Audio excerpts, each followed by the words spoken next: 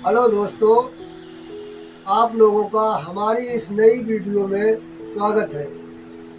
इसमें हम आज शाकाहारी और मांसाहारी के बारे में थोड़ी जानकारी देंगे।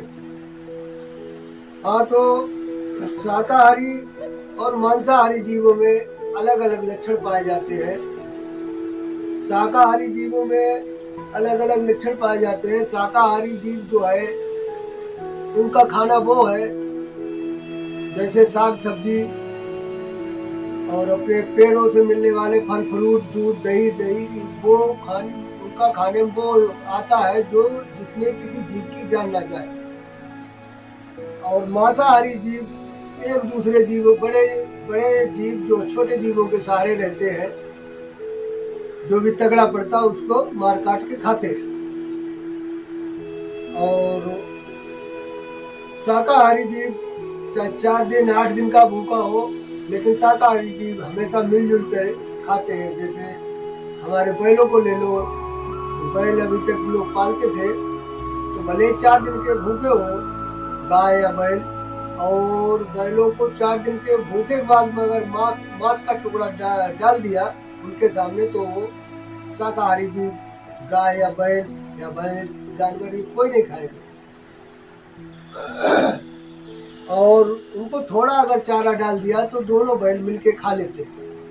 ये शाकाहारी जीवों का लक्षण है। और मांसाहारी जीव जो है एक दूसरे को उनकी बुद्धि खा खा के खराब हो जाती है। जिस तरीके से एक भैंस या बैल की लाश का वजन लगभग 5 या 6 कुंतल होता है, और एक कुत्ते खुराक ज्यादा 1 किलो मान के चलो, 2 किलो मान लो, जैसे 1 किलो 2 किलो मान के चलो, और एक लहास का वजन कम से कम 5 कुंतल।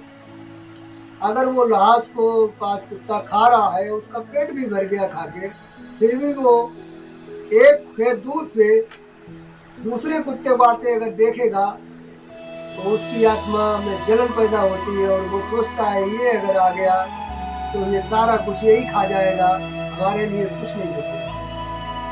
तो वो तुरंत उसको भगाने के लिए दौड़ पड़ता है। भगाते भगाते कम से कम 2 खेत दूर तक भगा के आता है, और फिर लास्ट का चक्कर काटने लगता है, अपना खाने लगता है। तो दोस्तों, आप लोगों को शाकाहारी और मांसाहारी चीजों के ये समझ में आया होगा कि खान पान से कितना असर पड़ता है। जैसा अन्न आदमी खाता है वैसे बुद्धि बनती है, जैसा खाओ अन्न वैसा आयसन, जैसा पियो पानी, जैसा पियो पानी वैसी बने वाणी। तो और साइंस में भी शाकाहारी और मांसाहारी जीवों के लक्षण बताए गए हैं कि शाकाहारी जीवों के दांत चपटे, दांत और नाखून दोनों चपटे होते हैं, और मांसाहारी जीवों के दांत और नाखून नुकीले होते हैं, जिससे उनको नुकीले दांतों और नाखूनों से मांस को फाड़ने में, नोचने में सुविधा मिलती है। ये ऊपर वाले ने प्राकृतिक है, ये ऊपर वाले ने ईश्वर ने बनाया उनको खाने पीने के लिए। और दूसरा लक्षण ये है कि शाकाहारी जीव जितने भी हैं, जैसे मनुष्य है, गाय बैल भेड़ बकरी ऊंट, ये सब शाकाहारी जीव आते हैं। तो शाकाहारी जीव हमेशा पानी सांस बांध करके, यानी मुंह लगा के सांस बांध करके पीते हैं, और मांसाहारी जीव जीभ से चाट चाट कर पीते हैं। ये कोई भी मांसाहारी जीव सांस बांध के नहीं पीता, जीभ द्वारा चाट। कोई भी जीव ले लो, कुत्ता बिल्ली सांप चिड़िया, जो मांसाहारी है वो जीभ से चाट चाट के पानी पीती है। और तो अपनी जगह पशु पक्षी और जानवर अपनी जगह पे फिर भी सही है। जो पहले से उनका जो नियम है खान पान का वो आज भी है, लेकिन इंसान बदल चुका है।